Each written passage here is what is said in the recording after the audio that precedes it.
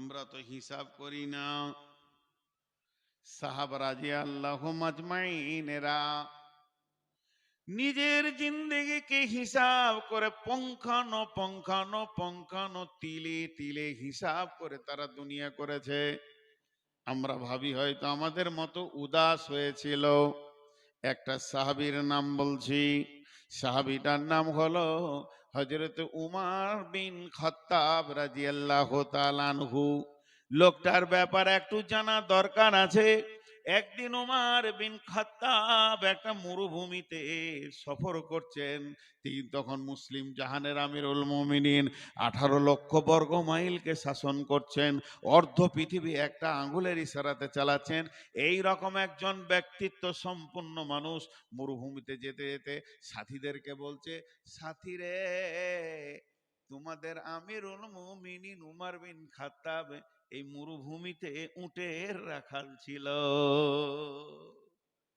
বাচ্চা জীবনের কথাটা বলছে।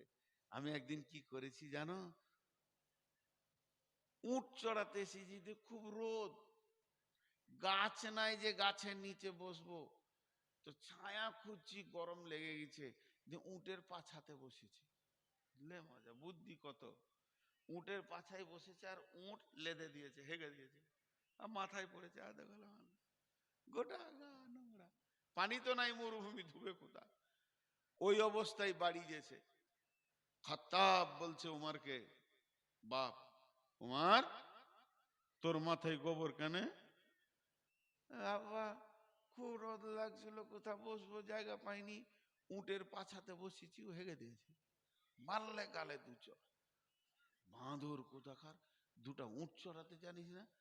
যে লোকটা তার বাপের কাছে চড় খেয়েছে, থাপ্পড় খেয়েছে, উট চড়াতে জানে না বলে, সেই লোকটা একটা আঙ্গুলে 18 লক্ষ বর্গ মাইল শাসন করেছেন, সেই উমর বিন খাত্তাব। তাহলে তার ইতিহাসটা কেন ধরলাম? তিনি তার জীবনকে কেমন করে হিসাব করেছে শুনেলেন। এটা শুধু নয়, উমর বিন খাত্তাব কোন মানুষ ছিলেন? সাহাবা রাদিয়াল্লাহু আজমাইনেরা উমারকে বলতেন মাওফাকুল ওয়াহি। মাওফাকুল ওয়াহি কেন বলতেন? জি, এই গোটা কোরআনটার নাম ওহি। এটা আল্লাহর কাছ থেকে এসেছে, ওহি হয়েছে আল্লাহর কাছ থেকে, এটা জিবরাইল এনেছেন। আর উমারকে বলা হতো মাওফাকুল ওহি, ওহির মতো ওর কাজ। কারণ কোরআনের বেশ কিছু আয়াত আছে উমারের মনের ইচ্ছা পূরণ করার জন্য আল্লাহ নাজিল করেছেন। এই যে মেয়েদের পর্দা, এটা কার মনের বাসনা? উমারের। মসজিদে নববীতে বসে বসে চিন্তা করছে, মেয়েদের পর্দা হলেই ভালো হয়, মেয়েরা ঢাকা থাকবে তো ভালো হবে, না নষ্ট হয়ে যাবে, নষ্ট হয়ে। রসুলের ঘরে, আখিরি নবীর ঘরে, নবীদের বিবিরা আছে, সাহাবীরা ঢুকছে বেরোচ্ছে, তোমাকে খারাপ লাগছে, এই আল্লাহ তুমি পর্দার আয়াত নাজিল করে দাও। আয়াত নাজিল হয়ে গেল, পর্দা হয়ে গেল। তো উমারকে এই জন্য মাওফাকুল ওহি বলতেন। বিশ্বনবী ফিলিস্তিনে যে মসজিদটা রয়েছে বাইতুল মুকাদ্দিস, যেটা নাকি জিহাদ চলছে, মানুষ শহীদ হয়ে যাচ্ছে, এইটা কাবা ছিল আগে। এইটাকে কাবা বাতিল করে মক্কার কাবাটাকে কাবা করা হলো। বিশ্বনবী যখন মক্কার কাবাটা কাবা হলো, তখন মদিনা মুনাওয়ারায় মসজিদে কেবলায় তাইনে নামাজে রত ছিলেন।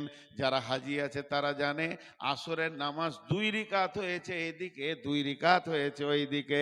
ওই মসজিদটার নাম হলো কেবলাতাইন। এরপরে নবীজি মক্কা গেলেন। মক্কায় যখন পৌঁছালেন, সাহাবা রাদিয়াল্লাহু আজমাইনদেরকে নিয়ে বলছেন যে আজকের দিনে আমি কোন দিকে নামাজ পড়ব বলো।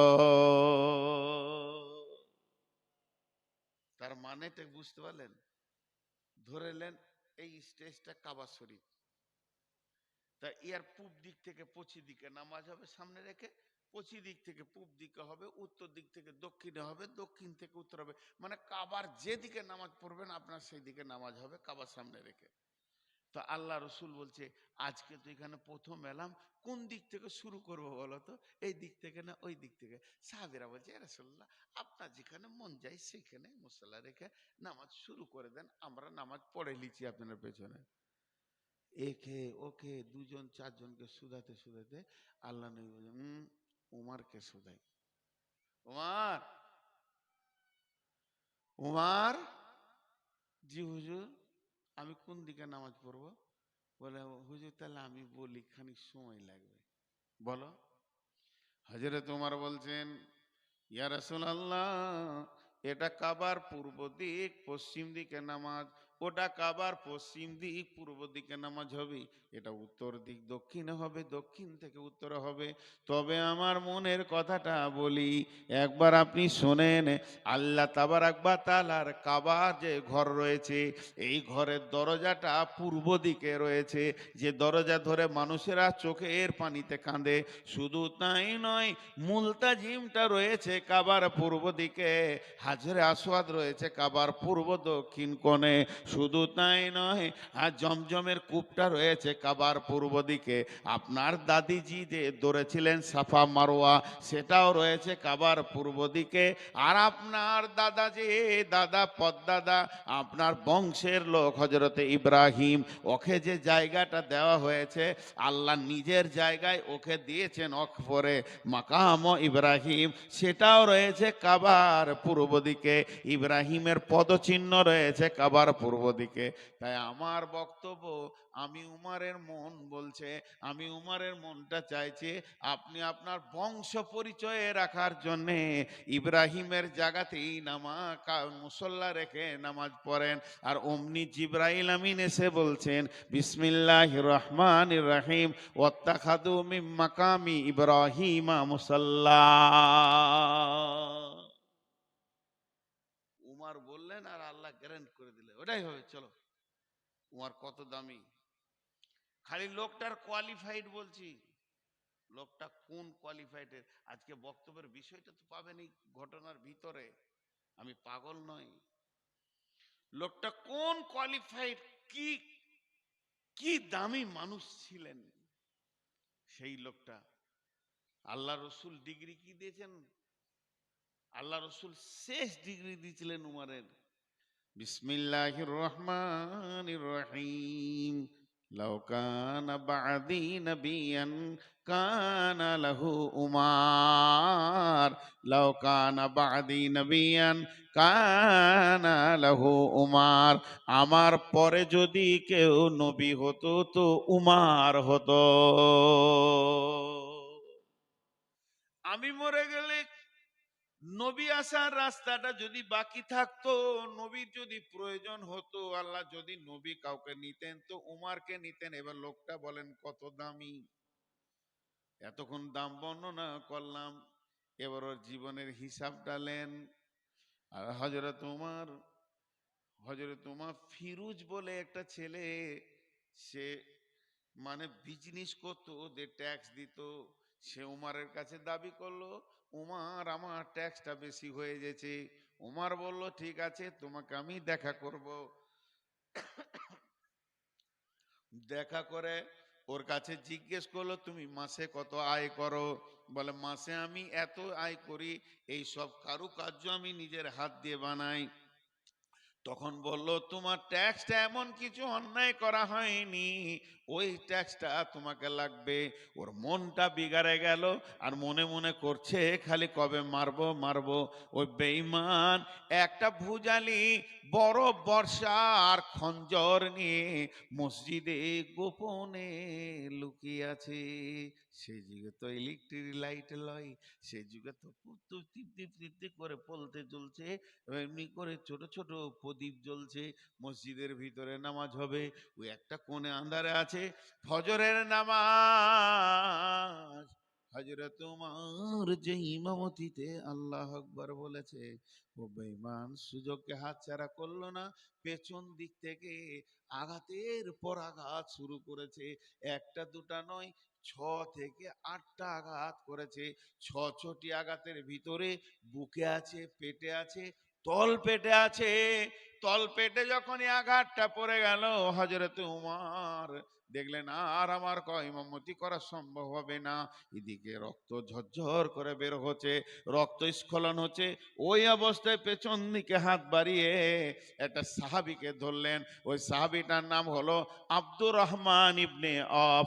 ওকে টেনে মুসল্লায় দাঁড় করিয়ে দিয়ে ওকে ইশারা করে দিলেন নামাজ চালাও। এবার উনি মাটিতে পড়িয়ে গিয়ে ডান দিকে বাঁ দিকে কতরাতে শুরু করেছেন। ওনাকে তুলে বাড়িতে নিয়ে যাওয়া হলো। চারিদিক থেকে রয়ে রয়ে রয়ে রয়ে কাণ্ড পড়ে গেল। হযরত উমরকে খঞ্জর মারা হয়েছে, আর বাঁচবে না। বেঈমান ধরা পড়ে গেছিল, বেঈমানকে কতল করা হয়েছে। কিন্তু হযরত উমর ওই অবস্থায় শুয়ে আছেন, আর রক্ত যেন দরদর দরদর করে বের হয়ে গেছে। আবার একজন কবিরাজ এলেন। কবিরাজ বলছেন তাড়াতাড়ি দুধ পান করান, দুধ খাওয়ান। সেই দুধ যখন গরম করে হযরত উমরের মুখে দেওয়া হচ্ছে, বন্ধুরে দুধকে গিলছে, দুধ পেটে যেছে না, বরং ক্ষত জায়গা দিয়ে বের হয়ে যেছে।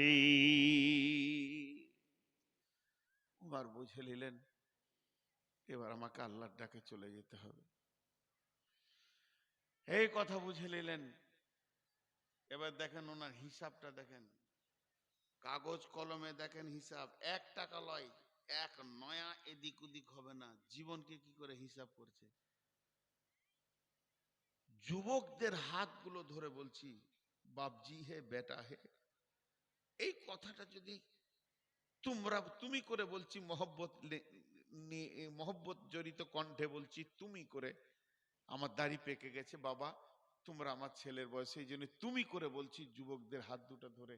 আজকের এই কথাটা যদি আমল করে নিতে পারো, শুকরান। এই জালসাওয়ালাও শুকরান, নূর মোহাম্মদের কবরও শুকরান। কি বলছে দেখেন উমর। যত সাহাবী দৌড়ে আসছে, তার মধ্যে একটা সাহাবী দৌড়ে লুঙ্গিটা ধরে ধরে তাড়াতাড়ি করে, কি হলো কি হলো, উমারকে কে মেরে দিয়েছে রে, আরে যারা খঞ্জর মেরে দিয়েছে আর বাঁচবে না রে, উমার বাঁচবে না। মহব্বতের সঙ্গে বলছে সে একটা কাজ করেছে, কি ইচ্ছা করে লয়, অনিচ্ছাকৃত অনিচ্ছাকৃত অনিচ্ছাকৃত, খেয়াল নাই খেয়াল নাই খেয়াল নাই। দৌড়ে এসে উমারের কাছে দাঁড়িয়ে বলছে, আমিরুল মুমিনিন আপনার খুব কষ্ট হচ্ছে, কি হয়ে গেল, মুসলিম জাহানের ক্ষতি হয়ে গেল, এই কথা বলছে। কিন্তু খেয়াল করে নাই ওর লুঙ্গিটা টাকনুর নিচে আছে। পাপটা কত বড়, লুঙ্গিটা খালি টাকনুর নিচে আছে। হযরতে উমর জান যাবে যাবে অবস্থা, রক্ত তত্তর তত্তর করে বের হচ্ছে, শরীর শিথিল হয়ে গেছে।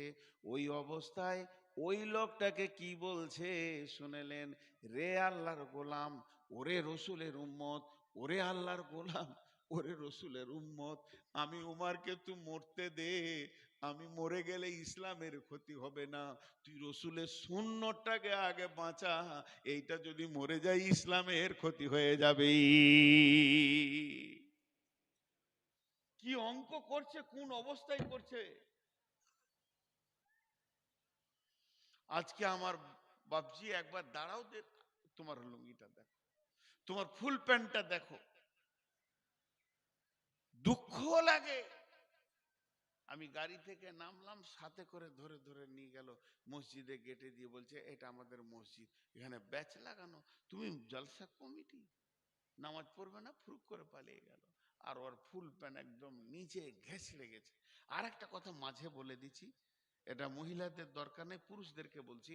আজকে আমি বাথরুমে যে ঘটনাটা দেখলাম, আমি বলার ইচ্ছা ছিল না, না বললে আবার ভুল হয়ে যাবে। যারা টাইট ফুল প্যান্ট পরে পেশাব করছে তাদের অসুবিধা হয়, তো বসে কোন রকম পেশাব করছে, যে পেশাব করে দাঁড়ানোর পর পানিটা নিচ্ছে, এটা ঠিক করছে? পানিটা যে নিচে পড়বে ছিটিয়ে তো আবার গায়ে লাগবে, ওর নামাজ হবে না। আজকে ওই করে একজন নামাজ পড়েছে, ওকে আমি খুঁজে পেলাম না, চচ্চর চচ্চর চচ্চর করে পানিটাকে ঢালছে বদনাম, আর নিচে চারবার চারবার চার উপরে গোটা পাটা অর্ধেক ভিজে গেল। তারপর আবার উজু করে নামাজ পড়তে চলে গেল। জি না, এগুলো খেয়াল করেন। তারপরে শুনেন উমারের কথাটা।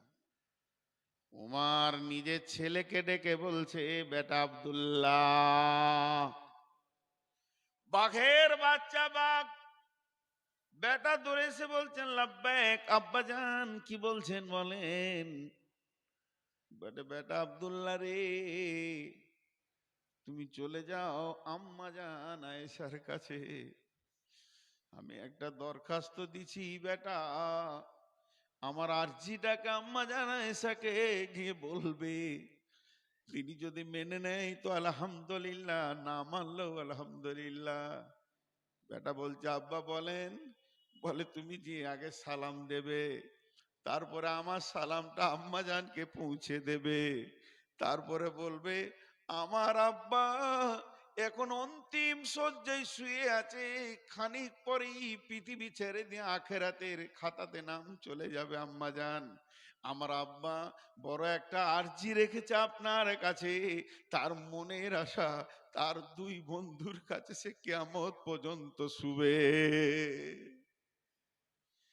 যেহেতু আম্মা জান আয়েশার ঘরে রসুলের কবর, আম্মা জান আয়েশার ঘরে আবু বাকারের কবর, একটা হলো স্বামী একটা হলো বাপ, আমি তো কেউ নয়, আমাকে ওই ঘরে জায়গা দিতেও পারে না পারে। তো তুমি একবার বলবে আমার আব্বা মনে আরজি করেছে তার দুই বন্ধুর কাছে শুয়ে থাকতে, কিয়ামত পর্যন্ত যেদিন ইসরাফিল সুর ফুঁকবে আমার আব্বা ওই দুই বন্ধুর সঙ্গে উঠবে।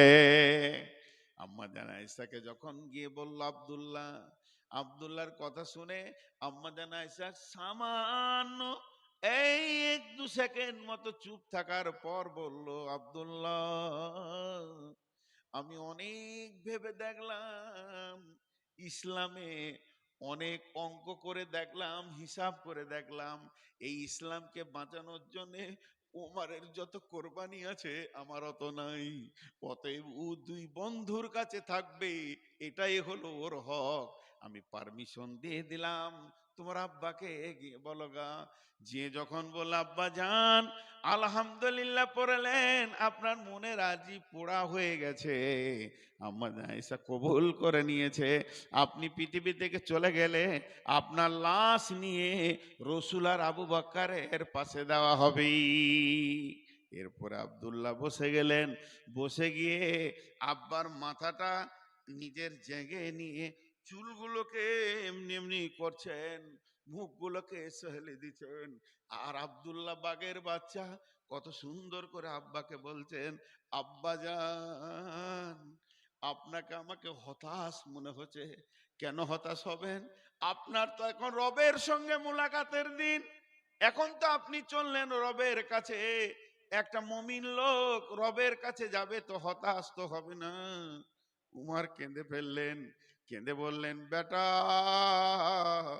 তুই তো ভাবছিস তোর বাপ তোর রবের কাছে চললো, আমি মৃত্যুকে নিয়ে হতাশ হই নাই রে বাবা, এখন আমি অঙ্ক করে দেখছি, জিন্দেগির হিসাব করে দেখছি, আমি কি নিয়ে আল্লাহর সামনে দাঁড়াবো ওটাই খুঁজে পেছি না, আমি কি নিয়ে দাঁড়াবো, কেমন করে আল্লাহর কাছে যাব, ওই ওমর তুই কে নিছিস বল, আমি কিছুই খুঁজে পেছি না। বেটা বলছে আব্বা আপনার নামের পাশে বিশ্ব নবী রাদিয়াল্লাহু তাআলা আনহু দিয়ে গেছেন, ভয় করবেন না। বেটা বারবার সাহস দিচ্ছে। হযরত ওমর বলছেন বাবারে, আমি মরে গেলে তাড়াতাড়ি মাটির নিচে করে দিও, যদি আমি নেককার হয় ওখানটাই আমার জন্য ভালো, আর আমি যদি বদকার হয় বোঝা ঘরে রাখিও না। এবার এটারে আমার কবরটা অতি সংকীর্ণ করবে, বড় করো না, আমার রব যদি রাজি থাকে ও কবর অটোমেটিক বড় হয়ে যাবে, আর আমার রব যদি রাজি না থাকে তুমি বড় কেটে দিয়ে কিছুই করে দিতে পারবে না বাবা। বেটারে আমাকে সাদা বাটা মোটা কাপড় দিয়ে দাফন করিও, কাফনটা বড় নিও না, বড় শুধু সাদা বাটা শহীদ তো এই কাপড়ই চলে যাবে, তা আমাকে সাদা বাটা কাপড় দিও, বড় কাপড় দিও না, এতে আমার কোনো কাজে আসবে না। এরপরে হযরত উমরের মাথায় হাত বোলাছে, উমর বলছেন বেটারে, তোর জাং থেকে মাথাটা মাটিতে নামিয়ে দে, আমি মাটিতে ঘিষ্টিয়ে শেষ বিদায়টা নি, এই অবস্থা দেখে তোর বাপের রব যদি তোর বাপকে ক্ষমা করে তো করবি। এ ছিল সাহাবীদের জিন্দেগির হিসাব। আবার একটা বইয়ের নাম বলছি, বইয়ের নামগুলো বলে দিচ্ছি, আপনারা পড়েন, ফেসবুক ছাড়েন। বইটার নাম হচ্ছে জীবন সন্ধ্যায় মানবতা। লেখক হযরত মৌলানা আবুল কালাম আজাদ, ভারতবর্ষে যিনি শিক্ষামন্ত্রী ছিলেন। এত আবুল কালাম আজাদ, জীবন সন্ধ্যায় মানবতা, জীবন সন্ধ্যায় মানবতা, তার মানে মৃত্যুর দুয়ারে মানবতা, শেষ অন্তিম কালে কি কথা বলে গেছে। তো আমরা আমাদের জিন্দেগির হিসাব টানি না, এলোমেলো এলোমেলো এলোমেলো চলছে আমাদের জীবন, আমাদের জীবন এলোমেলো চলছে। আল্লাহ তাবারাক ওয়া তাআলা বলছেন, বিসমিল্লাহির রহমানির রহিম, والشمس وضحاها والقمر إذا تلاها والنهار إذا دلاها والليل إذا يغشاها والسماء وما بناها والأرض وما طحاها ونفس وما سواها فألهمها فجورها وتقواها قد أفلح من زكاها وقد خاب من دساها। জীবনের হিসাব আর একটা পাঠ। মা বোন, বেটি আমার, একটা উদাহরণ দিই। আমাকে এই ভাই, ছোট ছেলে বলছে, হুজুর মিষ্টি খাবেন? আমি বলছি আমি সুগার মিষ্টি খাবো না রে বাবা। খান।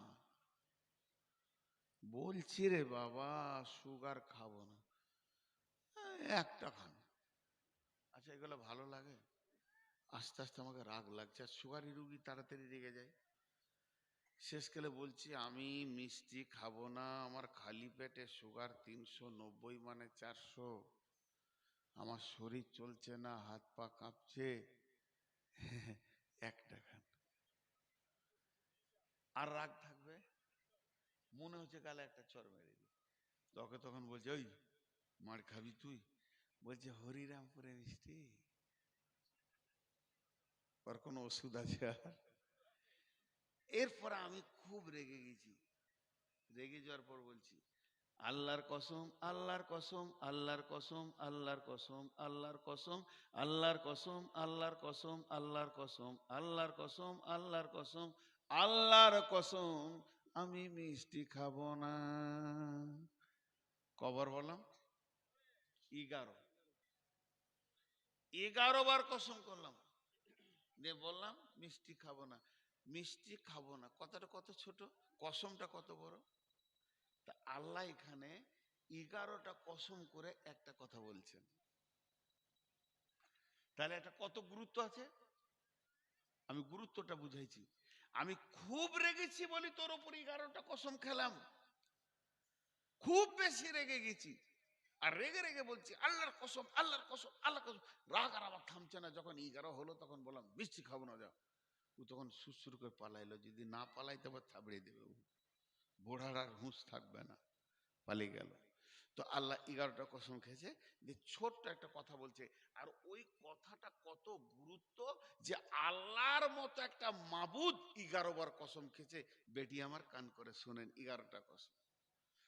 বিসমিল্লাহির রহমানির রহিম, والشمس وضحاها والقمر إذا تلاها والنهار إذا دلاها والليل إذا يغشاها والسماء وما بناها والأرض وما طحاها ونفس وما سواها فألهمها فجورها وتقواها قد أفلح من زكاها وقد خاب من دساها। যে কথাটা বলার লেগে কসম খেলো, কসমটা এত বড়, আর কথাটা কত ছোট। কাদ আফলাহা মান যাক্কাহা ওয়া কাদ খাবা মান দাসাহা। ছোট করে বলি আল্লাহর মতো করে। আল্লাহ বলছে যে পবিত্র থাকবে ও বেঁচে যাবে, আর যে নাপাক থাকবে সে ফেঁসে যাবে। কিয়ামতের দিন যে পবিত্র থাকবে সে কি হবে? বেঁচে যাবে, মুখ খুলেন। আর যে নাপাক থাকবে ফেঁসে যাবে। তাহলে আজকে জলসা এখানে শেষ করে দিই, আপনারা বাড়ি যান, গোসল করতে লাগেন, কুচলে কুচলে ময়লা তুলেন। কারণ কোরআন বলেছে যে পবিত্র থাকবে সে বেঁচে যাবে, যে নাপাক থাকবে সে ফেঁসে যাবে। তাহলে গায়ের ময়লাগুলো সব তুলে একদম, মহিলারা গোসলখানায় ঢুকে যান, মার্শাল চালিয়ে দেন, আর গরম গরম পানি বের হওয়া, সাবান দিয়ে এমনি করে কুচলে কুচলে যত মাথার চুল টুল আছে, কানের ময়লা ভালো করে, একজন যদি না পারেন আরেকজনের কুচলে দেন, যে গোটা শরীর বডি করে পাক করে নেন। যে পাক থাকবে বেঁচে যাবে, যে না পাক থাকবে ফেঁসে যাবে। কে বলছে? কোরআন বলছে, আল্লাহ বলছে। এখানে অবিশ্বাস করার কিছু নেই। গোসল করেন, খালি গোসল করেন। তফসিরটা বুঝতে ভুল হচ্ছে, ভাষা কিন্তু ওইটাই। আম্মা জান আয়েশা বলছেন রাসূলুল্লাহ সাল্লাল্লাহু আলাইহি সাল্লাম কি, ইয়া রাসূলাল্লাহ, আমাকে পবিত্র হওয়াটা শিখিয়ে দেন। যে পবিত্র সব থেকে বড় পবিত্র, যে পবিত্র থাকলে বেঁচে যাব, না পাক থাকলে ফেঁসে যাব, এই রকম একটা বড় পবিত্র শিখিয়ে দেন। তার মানে আমার শরীরে যদি কুকুরের পায়খানা লাগিয়ে দেন, শূকরের পায়খানা লাগিয়ে দেন, আমি না পাক হয়ে গেলাম, পেশাব লেগে গেছে, পায়খানা লেগে গেছে, স্ত্রীর সঙ্গে মিলন ঘটে গেছে, কিংবা মেয়েদের মেন্স হয়ে গেছে, না পাক হয়ে গেছে, এর পাক হওয়ার রাস্তা হতে গোসল করে লাও, সব ফরজ গোসল করে লাও। ফরজের গোসল যখন তুমি করে নেবে পাক হয়ে যাবে। সাবান, এই তোমার কাপড়ে পেচ্ছাপ লেগেছে, কুত্তার পেচ্ছাপ লেগেছে, কুত্তা পেশাব করে দিয়েছে, সাবান দিয়ে ধুয়ে লাও, তোমার পাক হয়ে যাবে, তোমার নামাজ হয়ে যাবে। কিন্তু নবীজি বললেন, আয়সারে, আল্লাহ যেটা বলতে চেয়েছেন সব থেকে বড় পবিত্র হচ্ছে এইটা, হ্যাঁ, রুজি হালাল। একটা দানা, আমি এক থালা বলি নাই, এক থবা বলি নাই, একটা ভাত হারাম ঢুকে গেল, পাককে পবিত্র করার আর কোনো রাস্তা নেই। নবীজি বলছেন, যদি কেউ হারামখোর হয় আর পেটের ভিতরে একটা ভাত হারাম ঢুকে গেছে, একটা ভাত হারাম ঢুকে গেছে, ওই লোকটাকে যদি সমুদ্রে 7টা সমুদ্রে পানিতে ডুবানো হয় আর সাবান তৈরি মেশিনে ডাইড্রামে ঘোরানো হয়, ওকে পাক করা যাবে না। সোনাতে যদি খাদ ঢুকে থাকে, ওকে সাবান দিয়ে খাদ বের করা যাবে না, সাবান দিয়ে বের করা যাবে না। ওকে বের করার একটাই রাস্তা, ওই সোনাটাকে অ্যাসিডে পোড়াতে হবে, আগুনে পোড়াতে হবে, তবেই ওর খাদটা বের হবে। আর যে লোকটা হারামখোর হবে, ওই খাওয়ার থেকে রক্ত হবে, মাংস হবে, হাড্ডি হবে, এই জিনিসটা যতক্ষণ পর্যন্ত জাহান্নামের আগুনে না পোড়ানো হবে, পবিত্র একে সমুদ্রের পানিতেও ডুবিয়ে করা যাবে না। আল্লাহ বলছে, হিসাব লাগা। হারামখোরের দল, গুল গুড়াকুর জর্দা বিড়ি সিগারেট সুদ জুয়া তাস লুডু লটারি, যত রকম হারাম মেয়েরা বন্ধন করছে এখন। এক যুগে তফসির করতেন বড় বড় মুরব্বীদের মুখে শুনেছি, দোয়া কার কাছে চাইতে হয়? মেয়েদের কাছে চাইতে হয়। যে আমাকে বলছেন, নাম দিয়ে বলবেন আসসালাম আলাইকুম, মানা দোয়া করবেন। তো মুরব্বীরা আলেমদের মুখে শুনেছি, আমার কাছে চেয়েও না দোয়া, দোয়া মেয়েদের কাছে চাও গা। কেন? মেয়েরা হারাম করলাই, ইনকাম তো ওরা করে না, পুরুষ ইনকাম করে, যে ইনকাম করে সে সুদ খায়, ও স্বামীর খায়, ও হালাল কর। তো হালাল খরচের দোয়া কবুল হবে, কিন্তু এখনকার মেয়েরা গ্রুপ আর বন্ধনে ঢুকে গেছে, বুঝেছে না? হারাম খোর হয়ে গেছে, হারাম খোর হয়ে গেছে। বন্ধনে চলে গেছে, গ্রুপে চলে গেছে, টাকা জমা করছে, উপায় নাই খালা, উপায় নাই বেটি, উপায় নাই হে আমার বন্ধু, হারামখোরকে জাহান্নাম যেতেই হবে যদিও সে তাহাজ্জুদ পড়ে। তবে তোবা করলে আল্লাহ যখন সব মাফ করে, তো এটাও তোবা করার রাস্তা আছে। হে তোবা, তুমি আল্লাহর কাছে তোবা করো, যদি আল্লাহ কবুল করেন। হারামখোর আল্লাহ আফসোস করে বলছেন, বিসমিল্লাহির রহমানির রহিম, ওয়াল ফাজরি ওয়ালায়ালিন আশরি ওয়াসসাফি ওয়াল ওয়াতরি ওয়াল্লাইলি ইযা ইয়াসরি হাল ফি যালিকা কাসামুল লিজি হিজর, হাল ফি যালিকা কাসামুল লিজি হিজর, হাল ফি যালিকা কাসামুল লিজি হিজর। এখানে আল্লাহ চারটা কসম খেয়েছেন। একটা ফজরের কসম খেয়েছেন, এক 10 রাত্রির কসম খেয়েছেন, আর খেয়েছেন জোড় বেজোড়ের কসম খেয়েছেন, আর কসম খেয়েছেন চলমান রাত্রির কসম খেয়েছেন। চারটা কসম করার পর আল্লাহ বলছে, এটা কি জ্ঞানী ব্যক্তিদের জন্যে আমার কসমগুলো নয়? হে জ্ঞানী ব্যক্তিরা, তোমাদের বিবেক কি কাজ করবে না? জি, আমি একটা উদাহরণ দিচ্ছি। এখানে একটা হইচই লেগে গেল, খুব ঝগড়া, ওই মার ধর লাগার, ছেলে মেয়ে হইচই, এত হইচই হচ্ছে যে সামালা যেতে না। এরই মাঝে 10টা জ্ঞানী ছেলে, শিক্ষিত মাস্টার, কেউ গ্র্যাজুয়েশন করেছে, আমার সামনে রয়েছে। ওদের দিকে তাকিয়ে আমি চাপ দিচ্ছি, তোমরা থাকতে এটা হবে, ওরা নাইলে মূর্খ, বুঝে না, ওরা বেশি বকবে। আমার আবদারটা কার উপরে গেল? শিক্ষিতদের উপরে, যে তোমরা থাকতে ঘটনাটা ট্যাকেল করো। আল্লাহ বলছে, হে জ্ঞানী ব্যক্তি, তোমাদের বিবেকের কি চেতনা হবে না? তোমাদের বিবেকে কি চেতনা হবে না? ভাই উঠিয়েন না, উঠিয়েন না ভাই, আপনারা চলে গেছেন। আপনারা মনে মনে ভাবছেন এই বকবে কতক্ষণ।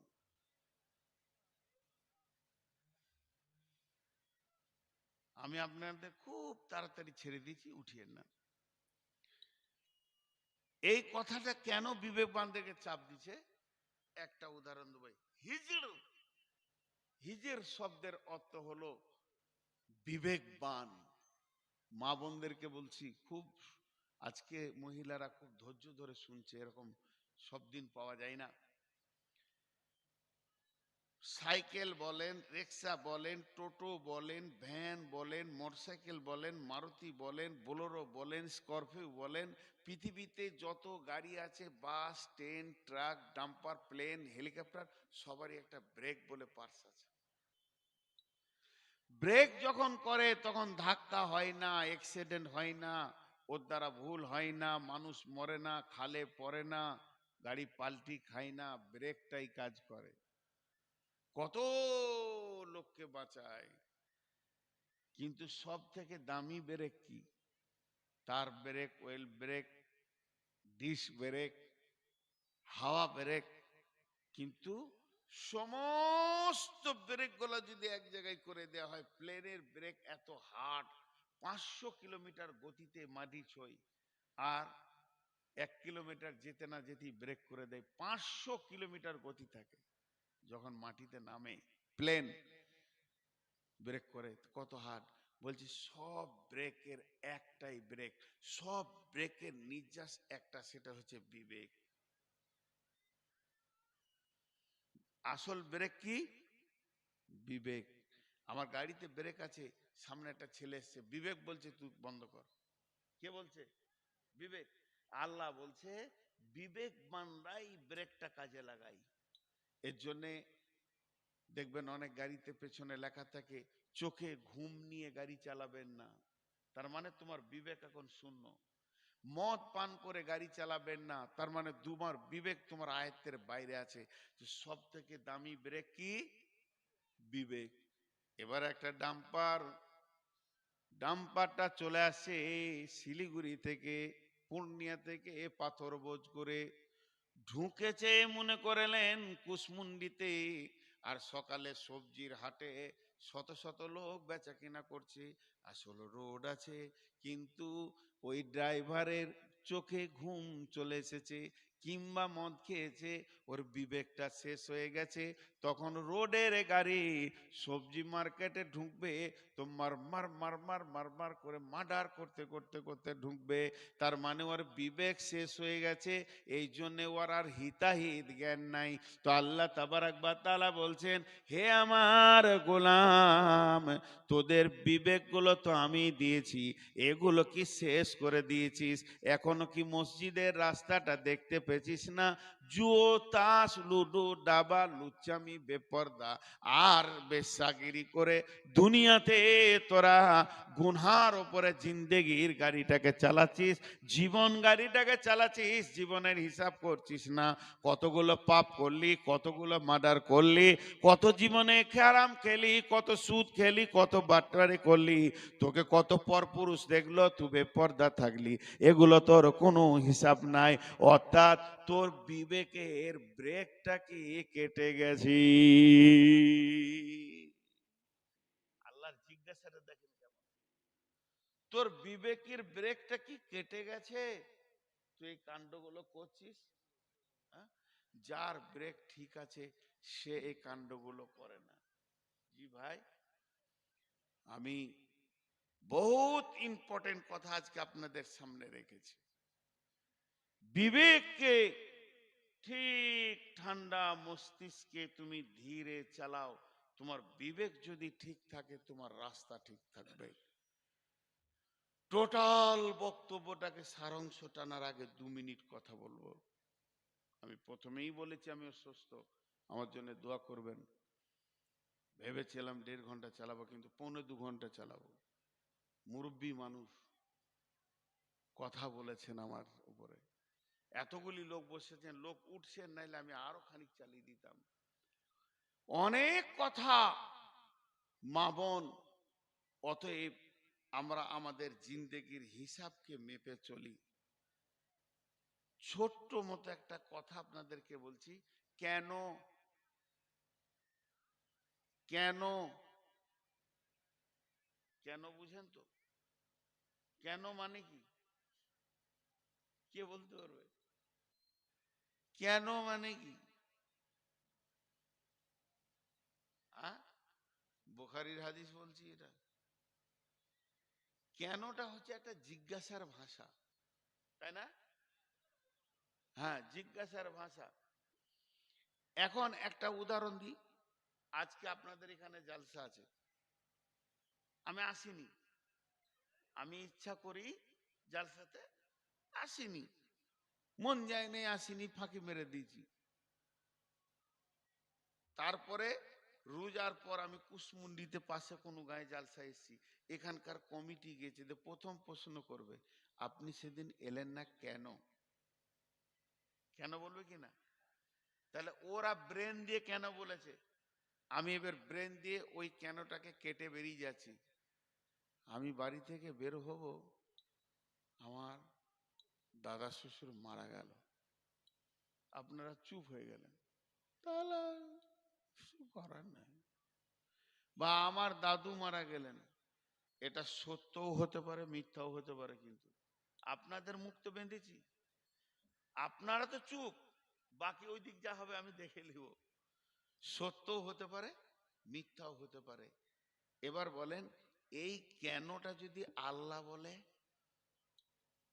সত্য হতে পারে, মিথ্যা হতে পারে, আল্লাহকে টপকানো যাবে?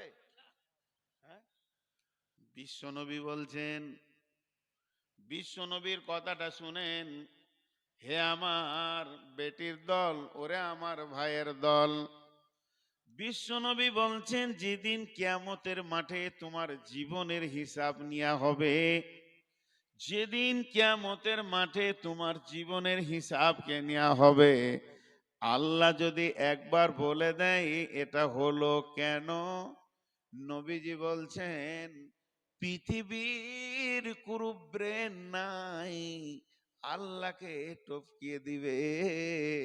তুমি আর তর্কে যেও না, তুমি নিশ্চিত হয়ে যাও তোমাকে জাহান্নাম যেতে হবে। তোমার জীবনের হিসাব, তোমার জীবনের হিসাবের ওপরে আল্লাহ যদি একবার বলে এটা করলি কেন, নবীজি বলছেন কেন শব্দ এসে গেছে, তুমি আর বিবেক খাটাইও না, তুমি নিশ্চিত হয়ে যাও তোমাকে জাহান্নাম যেতে হবে। তোমাকে জান্নাতে পৌঁছিয়ে দেবে এমন কোন বিবেক বুদ্ধি ব্রেন নাই। এবার দুটি কথা বলি আপনাদেরকে। কিয়ামতের মাঠে আল্লাহ আমাকে ডাকলেন, নূর মোহাম্মদ আয়, তুই ফেব্রুয়ারি মাসের 16 তারিখে কি করেছিলি বল। আমি শুরু করলাম, ফরাত জাগা মানুষ, ফজরের নামাজ পড়ে একটু আরাম করলাম। আল্লাহ বলছেন চল আগেবার। আরাম করে উঠে নাস্তা করলাম, তারপরে গাড়িতে উঠলাম। এবার হরিপুরের উদ্দেশ্যে, হরিহরপুরের উদ্দেশ্যে রওনা দিলাম। ঠিক আছে চল। যেতে যেতে গাজলে চায়ের দোকানে বসে চা খেলাম। ঠিক আছে, ওটা তো হালাল করেছিস, চ। এবার ওখানে যাওয়ার পর চায়ের দোকানে চাটা যেই খাওয়া হয়ে গেল, অতিরিক্ত ফালতু আমি 3 মিনিট বসলাম। আল্লাহ বলে দিলে কেন, আল্লাহ বলে দিলে কেন, ওয়ালা তাকরাবুল ফাওয়াহিশা মা জাহারা মিনহা ওয়া মা বাতান ওয়ালা তাকতুলু নাফসাল্লাতী হারামাল্লাহু ইল্লা বিল হাক্কি যালিকুম ওয়াসাকুম বিহি লাআল্লাকুম তাকিলুন। মুমিনের পৃথিবীতে কিছু জায়গা পা দেওয়া যাবে না যেখানে আল্লাহ বলছেন ওলা তাকরাবুল ফাওয়াহিশা মা জাহারা বিনহা ওমা বাতান, প্রকাশ্যে বা গোপনে যে জায়গায় কাবিরা গুনাহ হয়, প্রকাশ্যে কিংবা গোপনে যে জায়গায় কাবিরা গুনাহ হয়, প্রকাশ্যে কিংবা গোপনে যেখানে কাবিরা গুনাহ হয়, যে জায়গা বেশ্যাখানা আছে, ব্যভিচার চলে, যেখানে সুদের কারবার চলে, যে জায়গায় তাস চলে, লুডু চলে, দাবা চলে, গান চলে, এই রকম জায়গাগুলো, চায়ের দোকানে গিবত শুরু হয়ে গেছে, তার ভিতর আমি ঢুকে গেলাম। কেউ বলছে তোফাজ্জল মাস্টার সাহেব খারাপ লোক, আমি বলছি হ্যাঁ হ্যাঁ, 2 মিনিট খালি হ্যাঁ হ্যাঁ করে দিলাম, ওর বিরুদ্ধে ঢুকে গেলাম, ইনভলভ হয়ে গেলাম। আল্লাহ বলে গোলাম রে, তুই কেন ওখানে সময় দিলি, জায়গাটা তো নোংরা। আমি বললাম ভুল হয়েছে, চলবে না, সেটা মাফের দুনিয়া নয়, সেটা বদলা নেওয়ার দুনিয়া। এর জন্যে এটা হলো জিন্দেগির হিসাব। জিন্দেগি ভি আমানাত হ্যায়। এই যে আমাকে আল্লাহ 60 বছরের দুনিয়াতে পাঠিয়েছে, এটাও হলো আমানত। কেউ যদি 60 বছর তার ভিতরে একটা সেকেন্ড বেঈমানি করে, আল্লাহর হুকুমের বাইরে চলে যায়, সে আমানতের খেয়ানতি করল। জিন্দেগি ভি আমানত হ্যায়, এটা তো হলো জীবনের। আমার জীবনটা চালানোর পেছনে আল্লাহর খরচা নেই, বলে না? দুটো চোখে যে শক্তিটা দিয়েছে, 54 বছর দেখছি এখনো লোপ হয়নি। এর ঋণ শোধ করতে পারবো?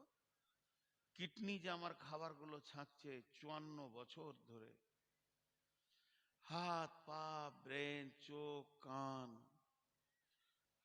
প্রতিদিন একটা মানুষ যে শ্বাস নেয়,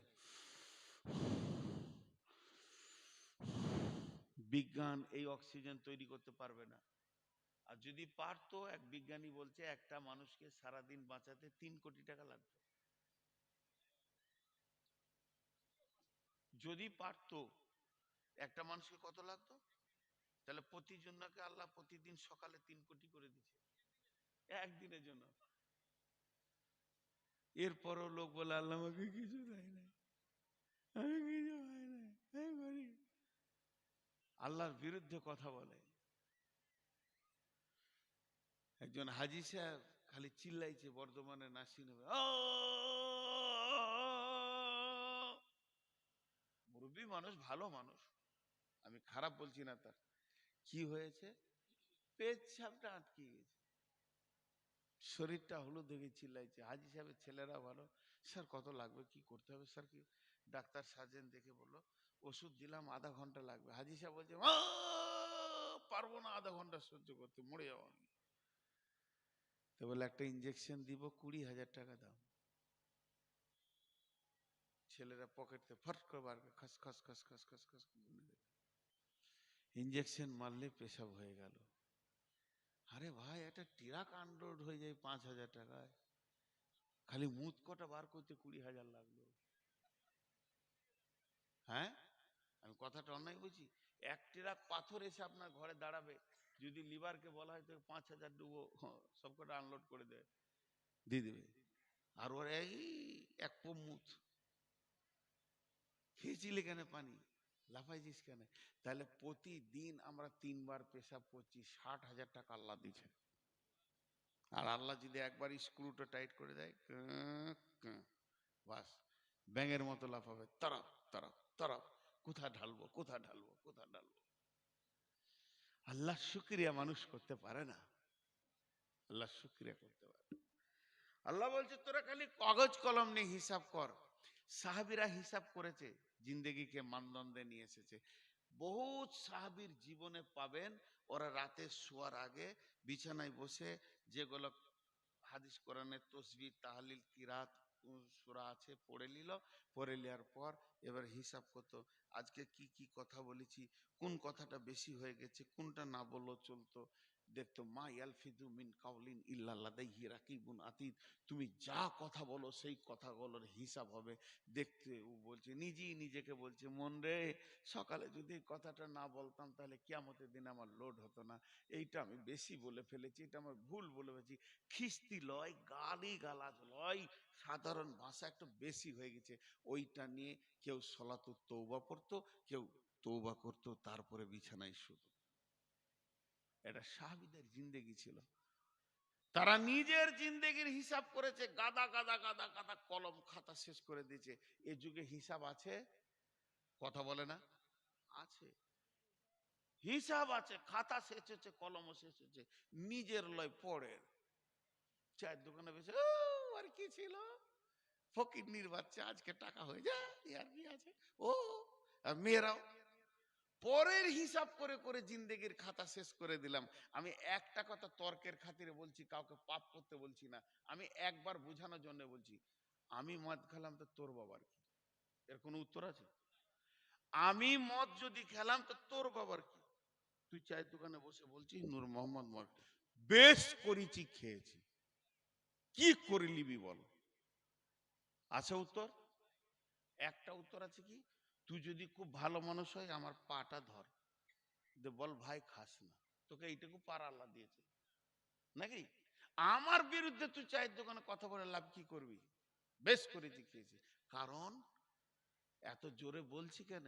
আমার জান্নাতের চাবি যার হাতে, আমার জাহান্নামের চাবি যার হাতে, যে আমাকে জোর করে বলতে পারে মদ খেলি কেন বল, সেই পাওয়ারওয়ালা ব্যক্তিটার নামই হলো আল্লাহ। ওই আল্লাহ বলছে, বান্দারে খেয়েছিস বেশ করেছিস, আমি মাফের দরজা খুলে রেখেছি, তওবা কর। যার হাতে আমার জান্নাতের চাবি, সে বলছে তুই তওবা কর, তোকে আমি মাফ করব। আর তুই চায়ের দোকানে বসে আমার বিরুদ্ধে কথা বলে কি করে নিবি আমার? এর নাম হলো গীবত। কোনো লাভ নাই যারা করে, লোকের হিসাব করে খাতা খরচা করে, এরা হলো পাগল, এরা হলো পাগল। জি ভাই, 2 ঘন্টা হতে 5 মিনিট, আমরাও একটু হুশ বলুন বলছেন, কিন্তু আমার শরীরের অবস্থা জানেন, এখন মনে হচ্ছে এদিকে পড়বো না এদিকে পড়বো। তো আপনাদের কাছে আজকে টোটাল বক্তব্যের বিষয় হলো জীবনের হিসাব। লোকের হিসাব বাদ দিয়ে নিজের হিসাব করি, আর সারা জীবনে যা করেছি তার এগেনস্টে তওবা করি। সামনে রমজান মাস এসে গেছে, এই দুদিনের ভিতরে কে মরবো জানি না। সৌভাগ্যবান ব্যক্তি ওই যে রমজান মাস পেয়ে গেল। রমজান মাস ঢুকলে আসমানের থেকে দুটো ফেরেশতা চিৎকার মারে, এই গুনাহ করনেওয়ালা, এ গুনাহ করনেওয়ালা, এ গুনাহ করনেওয়ালা, অনেক হয়ে গেছে, এবার চুপ কর, চুপ কর, রুখে যা, রুখে যা, তওবা করে লে, তুই সুযোগ পেয়ে গেছিস, রমজান এসে গেছে, তোর কপাল ভালো। আর একজন বলে, এ নেকি করনেওয়ালা, তোর সুযোগ হয়ে গেছে, আরো নেকি কর, নেকিকে 70 গুণ বাড়িয়ে দেওয়া হয়েছে। দুটো ফেরেশতা এলান করে। অতএব আমরা এই দিকটা ধ্যান করি। আপনাদের কাছে আমি ভিক্ষা চাইছি, ভিক্ষা শব্দটা দেখেন, দুটি ভিক্ষা চাইছি। যদি আমার মত থাকে, যেন ইমানের সঙ্গে মত হয়, আল্লাহ যেন মাফ করে। আর আমার ভিতরে যদি বড় কাবিরা কোনো ত্রুটি থাকে অজান্তে বা জানতে, আল্লাহ যেন সেগুলোকে আমাকে হায়াতে জিন্দেগিতে সরিয়ে দেন। এই দোয়াটা করবেন। আর বেঁচে থাকার জীবনে সুস্থ শরীর দরকার। আমি অনেক দুর্বল হয়ে গেছি, আমাকে আপনারা দোয়া করবেন যেন শেফায়ে কামেলা দেয়। আর শেষ কথা বলছি, যতগুলো পুরুষ আছেন, আমার এই চাদরটা এখানে ধরবে দুজন, যার কাছে যা আছে চাদর একবার হাত রেখে যাবেন। শেষ কথা। আমি আর আপনাদের সামনে